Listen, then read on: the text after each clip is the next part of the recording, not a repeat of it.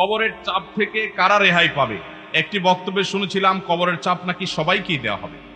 ভাইরা আমার, কবরের আযাব, বিশেষ করে কবরের প্রথম চাপ, আযাবটা শুধুমাত্র পাপিষ্ঠদের জন্যই হবে, কিন্তু কবরের যে একটা চাপ থাকবে, কবর প্রথমেই একটা চাপ দিবে। যারা কবরস্থ হবে না, বারজাখী জীবনে যে যেখানে তার ধ্বংসাবশেষ থাকুক, সেখানে একটা প্রেসার প্রত্যেকটা মানুষকে দেয়া হবে, একটা চাপ থাকবে। একটা হাদিসে আসছে, নবী করিম সাল্লাল্লাহু আলাইহি সাল্লাম বলেছেন, এই চাপ থেকে কেউ রেহাই পাবে না। যদি কবরের চাপ থেকে কেউ রেহাই পায়, তাহলে সে সাদ ইবনে মুআজ রাদিয়াল্লাহু তাআলা একজন সাহাবীর কথা বলেছেন, তিনি পাবেন। এছাড়া আর কেউ কবরের চাপ থেকে রেহাই পাবে না। তবে এটা আলমুল গায়েবের বিষয়, কেমন হবে সেটা একমাত্র আল্লাহ ভালো জানেন। এটা ঠিক, যারা ঈমানদার তাদের চাপটা হবে সহনীয়, যারা বেঈমান তাদের চাপটা হবে অসহনীয়। এই জন্যই কবরের এই জগৎটা সম্পর্কে সবচেয়ে বেশি ভয় পেতেন সাহাবায়ে কেরাম এবং খুদ রাসূল আকরাম সাল্লাল্লাহু আলাইহি ওয়াসাল্লাম সাবধান করতেন। তিনি বলেছেন, কবর হলো আউয়ালু মানাজিলিল আখিরাহ, আখিরাতের প্রথম ধাপ। যে ব্যক্তি এই ধাপে পার পেয়ে যাবে, তারপরে সব ধাপগুলো সহজ হবে ইনশাআল্লাহ।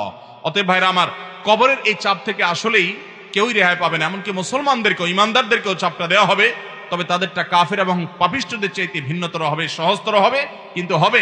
সে হাদিস কিন্তু আছে, তার ধরন কেমন হবে সেটা একমাত্র আল্লাহ তাআলা ভালো জানেন। এই জন্যই কবরের এই জায়গাটা নিয়ে আমাদের সব সময় চিন্তা থাকা উচিত, পেরেশানি থাকা উচিত। বিশেষ করে কবরের যে আযাব হবে, সওয়াল জবাব হবে, এগুলো থেকে মুক্ত হওয়ার জন্য, বিশেষ করে আযাব থেকে বাঁচার জন্য আমাদেরকে কিছু আমল করতে হবে। যেমন যারা চগলখড়ি করে তাদের কবরের আযাবের আশঙ্কা বেশি হয়, এই জন্য চগলখড়ি ত্যাগ করা এটা কবরের আযাব থেকে মুক্ত থাকার জন্য পূর্ব শর্ত।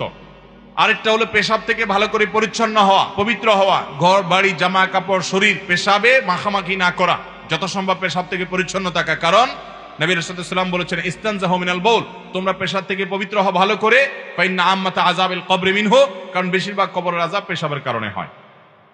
এজন্য পেশাব থেকে পরিচ্ছন্ন হতে হবে। কবরের আযাব থেকে মুক্ত থাকার জন্য, নাজাতের জন্য রাতে সূরা মুলক তেলাওয়াত করতে হবে। নবী সাল্লাল্লাহু আলাইহি ওয়াসাল্লাম বলেছেন, যারা রাতে শোয়ার আগে সূরা মুলক তেলাওয়াত করে, আল্লাহ তাআলা তাদেরকে কবরের ফিতনা থেকে বাঁচিয়ে রাখেন। ঠিক একইভাবে কবরের আযাব থেকে বাঁচার জন্য সাধারণত যে কোনো গুনাহ থেকে আমাদের বেঁচে থাকতে হবে। আল্লাহ তাআলা আমাদের সবাইকে সেই তৌফিক দান করুন। তাহলে ভাইরা আমার, কবরের যে চাপের কথা বলা হয়েছে, হাদিসের ভাষ্য মতো সেটা সকলকে দেওয়া হবে, এমনকি ঈমানদাররাও সেটা থেকে রেহাই পাবে না। এই জন্যই সাহাবায়ে কেরাম অনেক ভয় পেতেন কবরের জগৎ নিয়ে। এখানে নাজাত তো বাকি সবগুলো নাজাত। আল্লাহ আমাদের সবাইয়ের কবরের জগৎটাকে সহজ করুন এবং বারজাখী জীবনে আমাদেরকে আল্লাহ তাআলা সকল আযাব ফিতনা থেকে বাঁচিয়ে রাখুন।